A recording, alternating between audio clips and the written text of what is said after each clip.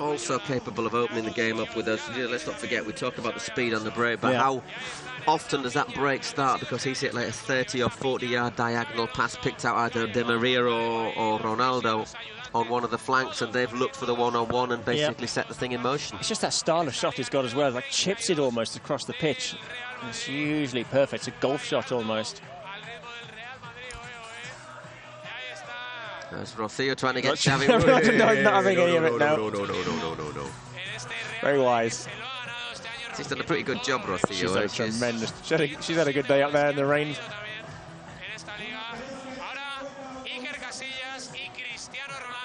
This sort of celebration is actually emotionally quite tiring for players as well. And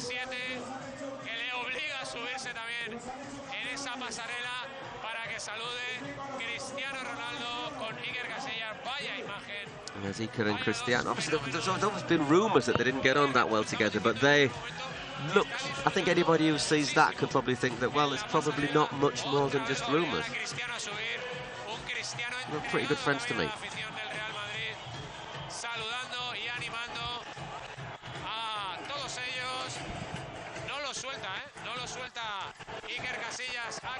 This is the final trip around the catwalk for these two.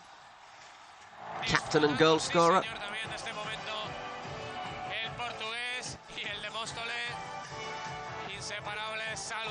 It must be quite a emotional sight for them, because yes, as a player sometimes you don't really always have that connection with the fans, because you're in the stadium focusing. When you actually can see them coming out of the offices, the homes, into the centre of the city, you can see tens, hundreds of thousands maybe along the streets.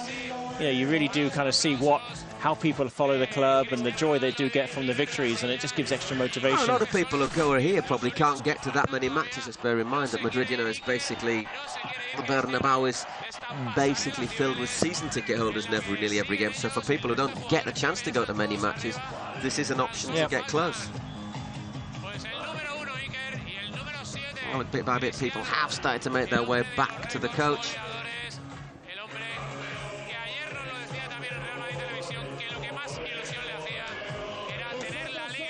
I suspect these two might be the last two to make it to the coach. Yeah, that's the two key members of the team for the season. Of course, the footballer's got the goals up front, and the captain, and the safe pair of hands, Sanika at the back. Also just 30 goals conceded all season.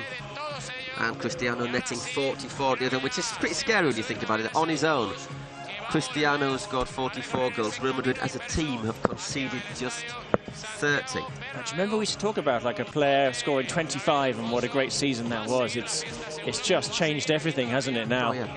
I think I was looking at it last night, on 44 goals. I think Ronaldo scored more goals than 9 teams in La Liga. There's about 5 or 6 teams, or 4 or 5 teams who've got 45 goals. So if he scores a couple more, he will actually score more than like over half of the teams in La Liga, which is terrifying. I think it's a golden era. When we look back at Diego Forlan scoring 25, I think Ruud van Nistelrooy scored about 24, 25, and then we're suddenly going to see Cristiano Ronaldo up there with 40 or 45, 46 or whoever. It really is a benchmark, and I just can't see it ever being beaten in the near future. This is we're seeing some very special players at the moment. And look at Jose Mourinho there, he's having a sit down. He must be absolutely exhausted, I think.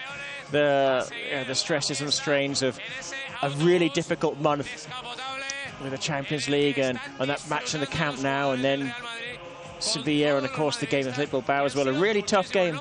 He must have been a busy sit down. Yeah, been a very busy since March, hasn't it? With it, once you get back into the Champions League, you don't get a lot of respite. You never stop. I know you're on a plane, off a plane, on a plane, off a plane, and there's games after games. And something fascinating he said. They said that the biggest challenge for him every year is June, when there's no football. He spends his time thinking about it. I suppose what you have to do is think about football in June, because everything starts again in July. Well, once again, the team is doing one last circuit around the Cibeles fountain. One last look at the fans who have come here. All 20, I would say 20,000 of them. Maybe even more, who knows. to cheer on their heroes after that 32nd league title. I think there are so many more. It's ones we couldn't see, unfortunately, because of the weather conditions lining the streets from that 2 miles or so up to the Santiago Bernabeu. Now they make the reverse journey.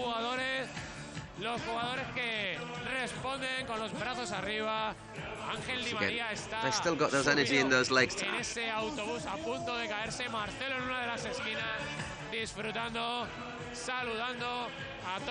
But I think it's good for the fans to see the players so giving part of themselves to them as well. Sometimes players can look a bit aloof on occasions, but these celebrations, I think, show a bit more of a human side of players.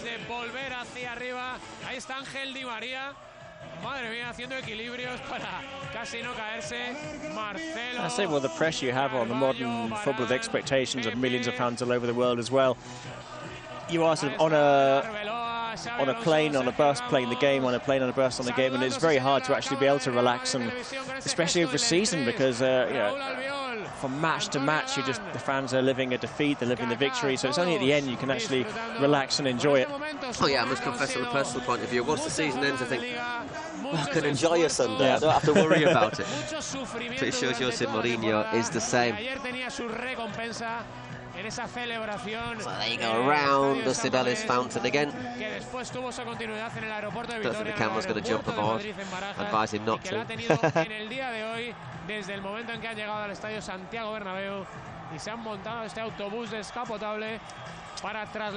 So the bus left the Bernabeu. How's it going round again? Well,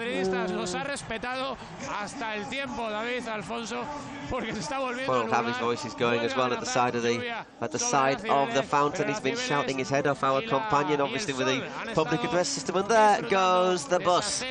Came all the way down the Castellana. It's been around the fountain. The players have been around it. Ica's put his flag and his scarf on the goddess, and now they're going back to the Santiago Bernabeu Stadium, where they will say adios to the season, of course, in just over 9 or 10 days at home to Mallorca. And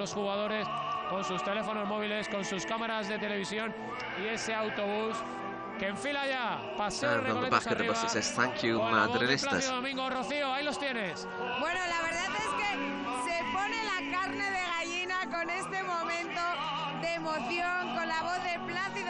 Plácido Domingo as well, singing the Real Madrid centenary hymn.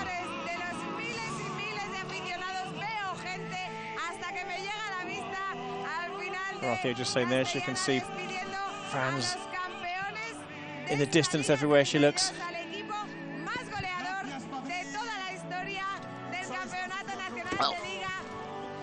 Well, there goes the team coach. Once again led away, escorted by those 2 police horses into the distance. Probably a good idea that they're not going too quickly down there. The fans packed up close to get another good look at them. And in their next game against Granada, they're going to get the traditional guard of honour onto the pitch from the Granada players. And it's part of the world as well, which actually does have a lot of Real Madrid fans down at Andalucía, so... Yeah. I think Granada fans will be saying, "God, the Madrid players dance up and down for another 3 or 4 hours." I have a feeling that's not going to happen. I don't think that is going to happen. It actually could be a celebration at the end, though, because if results go Granada's way in other places, I don't think it's going to go well for them, particularly in their own stadium. For example, I think Zaragoza dropped points. You could see Granada safe, and that could kick off a really good party, I think, with the 2 sets of fans together. Well, it's been an emotional celebration. Certainly the players were. I think we're really looking forward to really needing to celebrate a league title after 3 years waiting to win it. So there they go back to the Santiago Bernabeu Stadium. It's been 3 hours of celebration, so we're going to say goodbye to you now, and we'll leave you with a little bit of music. We hope you've enjoyed it, and who knows, maybe we might just see you again next year. Till then, goodbye. Un placer, muchas felicidades a todos y a disfrutar. Hasta la próxima.